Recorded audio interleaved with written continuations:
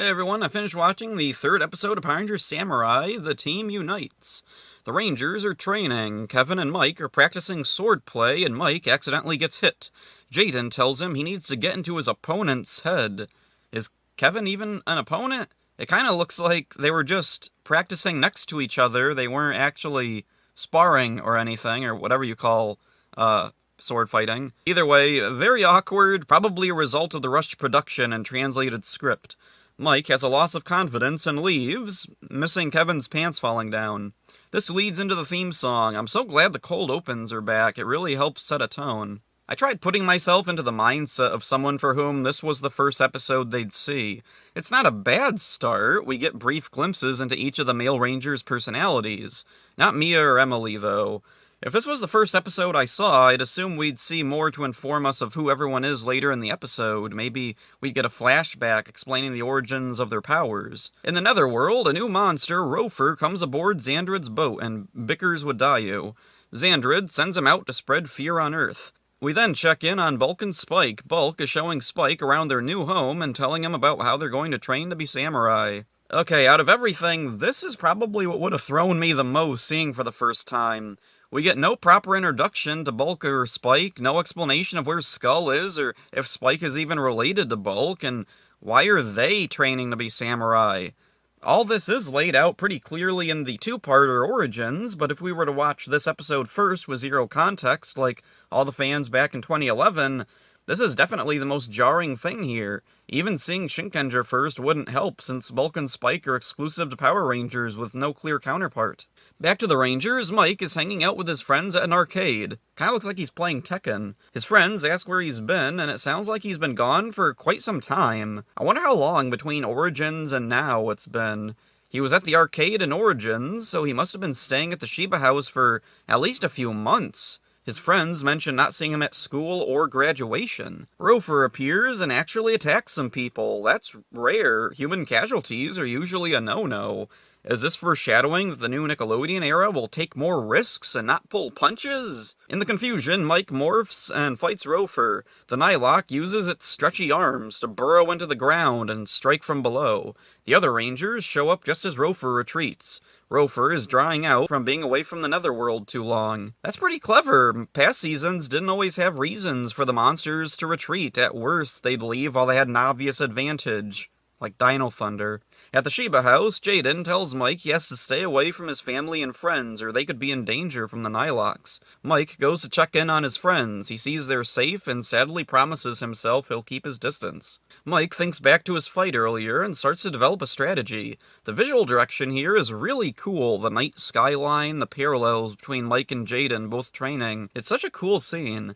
The next day, the Rangers confront Rofer. They morph and it takes a long time, almost an entire minute, and Mike isn't even there, only the four others. I think it's safe to say the morphing sequence takes too long, even for an unintentional premiere. Mike shows up and morphs, but we see it in real time, which is not only shorter than the other morphs, but way cooler. The Rangers fight through the Moogers while Mike takes on Rofer, now anticipating where his strikes will come from and running around in a circle through structural pillars. Rofer gets tangled and distracted and even hits himself. Mike powers up and destroys him, with some help from Jaden. Rofer grows and Mike decides to take him on by himself. He summons his Zord and actually holds his own, but the rest of his team join in and form the Megazord. They use Mike's strategy to cut off Rofer's arms and destroy him for good. Later, the Rangers congratulate Mike on coming up with a strategy to defeat the Nylok. Mike admits that while he came up with the strategy, he couldn't have defeated the monster on his own. He needed his teammates. This is a good episode, but not a good choice for a premiere. We get to know Mike pretty well, since it's a focus episode for him, but the others get sidelined. This isn't bad for a random episode, but yeah, not a good choice to lead with this one. I don't know what Nickelodeon or Saban or whoever was thinking. RPM only focused on Dylan in its premiere, but that worked since he's an important character to the overall story and the audience is meant to see things from his perspective for that episode. Maybe Samurai could have worked in a similar way with it being from Mike's perspective here, but that would have meant anticipating Nickelodeon's weird airing order. Mike is impatient but resourceful. He lacks confidence, but just needed the chance to apply himself. Nothing groundbreaking, deep, or different from what's come before, but it's handled well enough and everything comes together. Bulk and Spike are pretty weird additions. They don't tie in at all with anything going on. I wouldn't be surprised if kids at the time watching this didn't know they were even a part of the show and not just some skit Nickelodeon added. Rover has a unique ability, but that's about all he has going for him. He's not super interesting otherwise.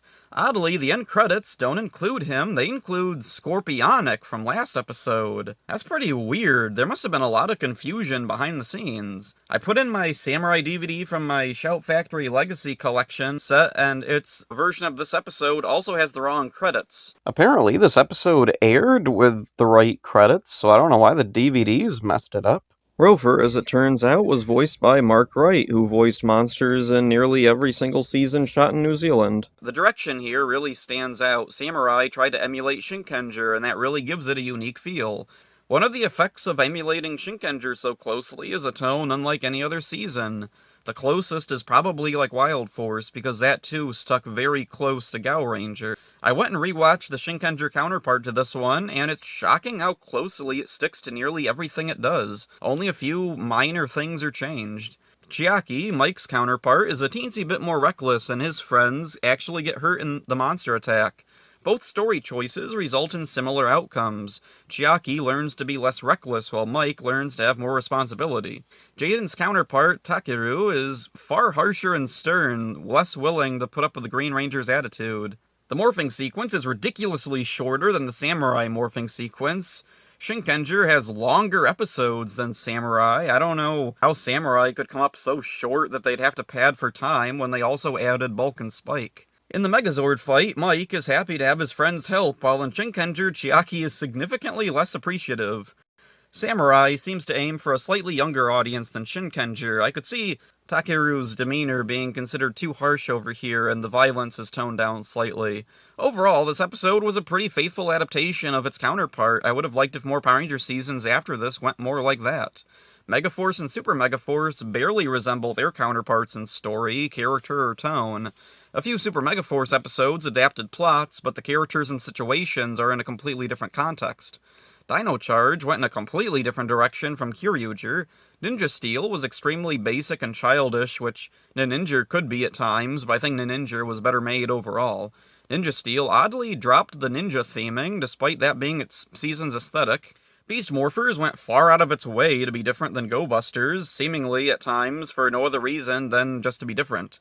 Dino Fury, like Ninja Steel, ignored most of the story or character from Ryu Soldier and usually went for very basic stories. Even Cosmic Fury ignored nearly everything from Q Ranger, only keeping the Zords.